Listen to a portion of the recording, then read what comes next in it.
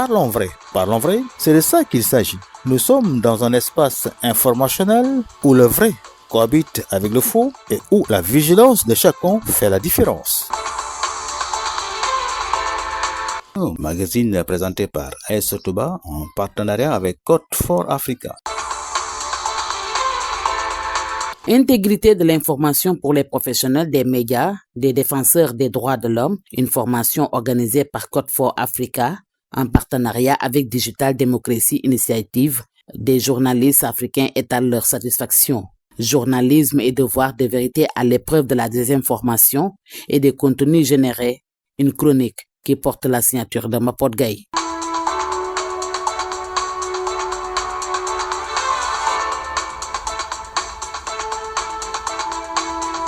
Au Mali, la désinformation prend une proportion inquiétante. Elle pousse les gens à se mobiliser pour faire face. De plus en plus des journalistes maliens se forment avec le soutien de Code for Africa. Suivons les explications de Khadijatou Sanogo et les journalistes au site MaliWeb, jointe par la rédaction de Infomédia 27.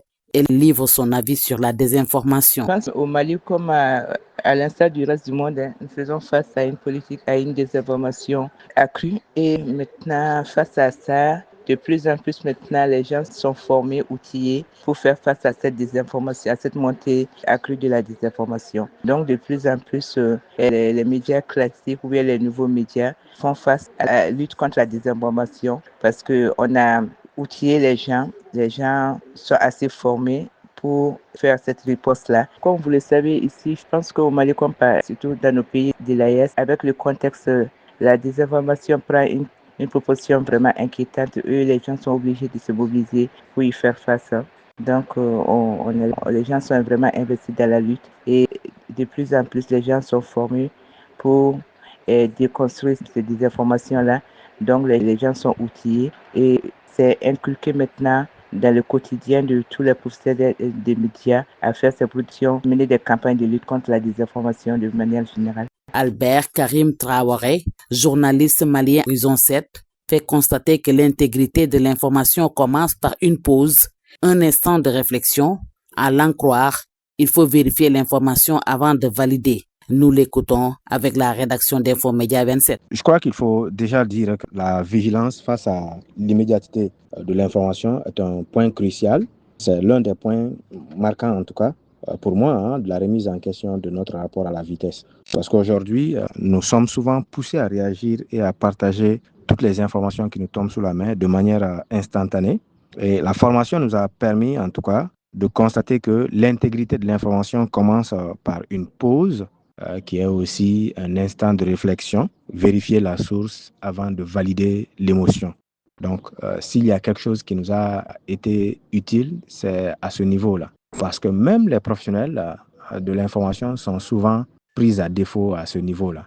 Une information leur tombe sous la main et dans la volonté d'informer, ils vont la relayer sans prendre le temps d'éprouver cette info-là, de savoir si elle est fondée. Et le faisant, plus souvent, ils tombent dans l'erreur de véhiculer une information qui n'est pas à la base correcte, ce qui les oblige à revenir, par exemple, cette info-là, se corriger, se dédire, quelquefois aussi perdre de leur crédibilité. Si nous sommes attentifs chacun à son niveau, nous faisons en sorte que tout ce qui est information malsaine, ça ne puisse pas prospérer, que la chaîne de propagation soit brisée et que nous servions à notre communauté une information qui est utile, qui est constructive. Et ça, c'est aussi une dimension assez importante. Donc, à ce niveau, la formation nous a permis de prendre en tout cas connaissance de ce risque-là et de nous prémunir en conséquence. Parlons vrai.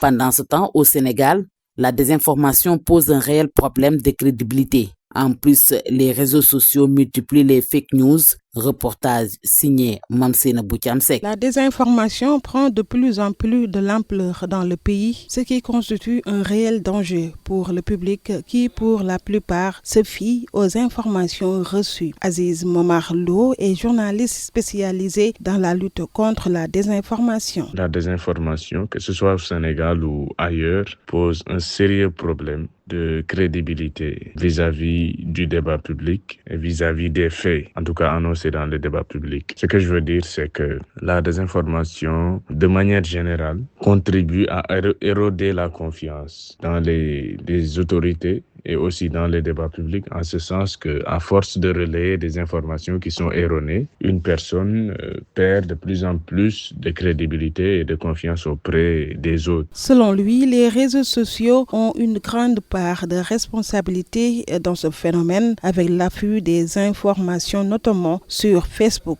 et X. Principalement, les réseaux sociaux jouent un rôle de multiplication et d'accélération de la vitesse de la circulation des fake news. De manière simple, on peut dire que les réseaux sociaux accélèrent la circulation des fake news. Il y a une étude de la MIT, Massachusetts, aux États-Unis, qui prouve qu'une information qui est fausse peut circuler jusqu'à 6 fois plus vite qu'une information qui est vraie. On le voit partout, que ce soit sur Twitter, Facebook. Toujours, de manière générale, les informations qui sont fausses ont tendance à devenir virales, en tout cas plus virales que les autres informations. Moussa Ngom, coordonnateur de la Maison des reporters, par ailleurs formateur, revient sur les conséquences que peuvent entraîner la désinformation. Les conséquences de la désinformation peuvent être nombreuses et ça va dépendre du domaine dans lequel ces fausses informations vont être énoncées. Si c'est dans le domaine politique, vous allez voir qu'un candidat va avoir l'avantage sur un autre juste parce qu'il va utiliser de faux arguments pour convaincre l'électorat. Si c'est en matière de santé, avec les faux remèdes qui vont être distillés, les fausses informations en matière médicale, ça peut nuire gravement à la santé publique et conduire à des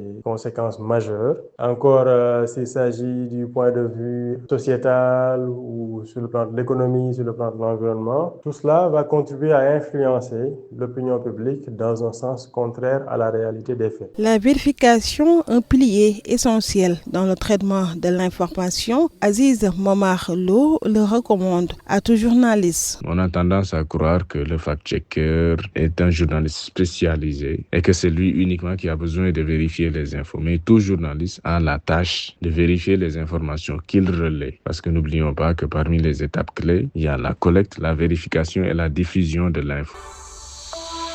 Parlons vrai.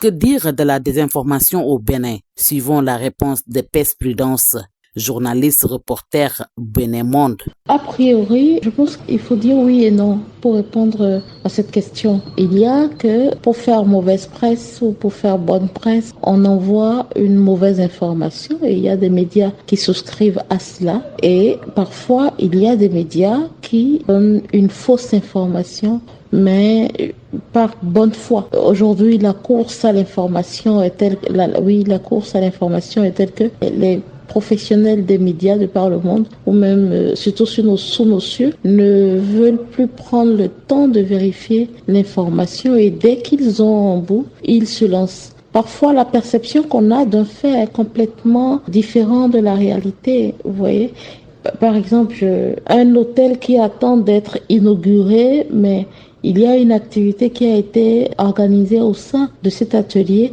Il y a des médias qui vont s'en trouver dire que non, l'hôtel a déjà été inauguré. En fait, c'est se tromper, mais de bonne foi. Ils auraient pu se rapprocher de l'hôtel pour savoir si oui ou non, il y a vraiment eu une activité de lancement. Ouais. Dans le même temps, pour faire mal dans les intrigues politiques ou bien pour servir telle ou telle cause, c'est facile d'amener un média à produire de la fausse information. Vous voyez, ce n'est pas absolu, c'est oui et c'est non. Parfois, on se trompe de bonne foi, mais parfois, c'est à dessein fait pour donner de la fausse information en vue de faire du tort, de nuire ou de fragiliser une opinion ou quelqu'un.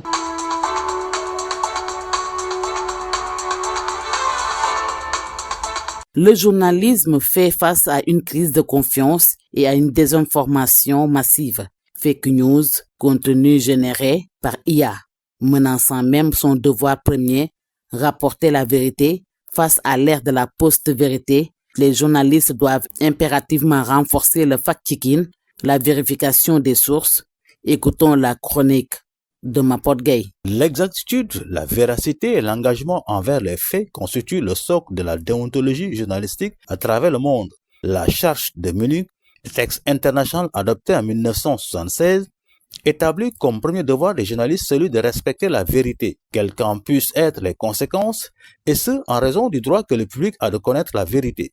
La mise en œuvre de ce devoir fondamental nécessite une vérification rigoureuse de l'information, une approche critique des sources, un équilibre dans le traitement des points de vue et une certaine transparence quant aux méthodes employées pour recueillir et diffuser l'information.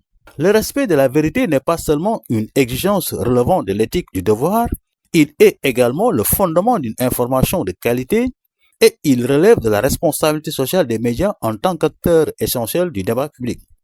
Toutefois, cet idéal journalistique est trop souvent malmené. Le brouillage des frontières entre information et opinion, la spectacularisation des événements et la tentation du sensationnalisme incitent certains médias à privilégier la rapidité ou la véracité de l'information au détriment de la rigueur et de la vérification.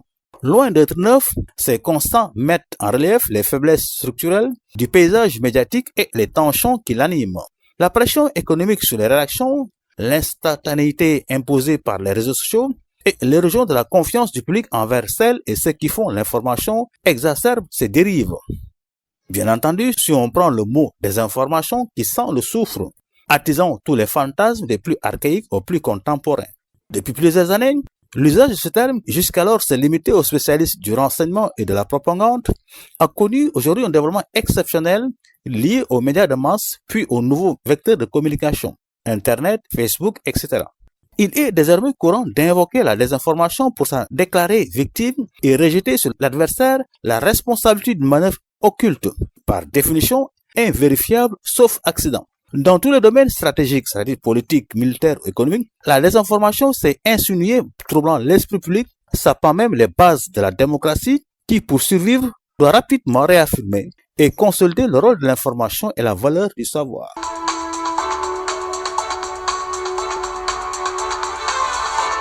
Parlons vrai, c'est de ça qu'il s'agit. Nous sommes dans un espace informationnel où le vrai cohabite avec le faux et où la vigilance de chacun fait la différence. Un magazine présenté par Aïssa Touba en partenariat avec Code for Africa.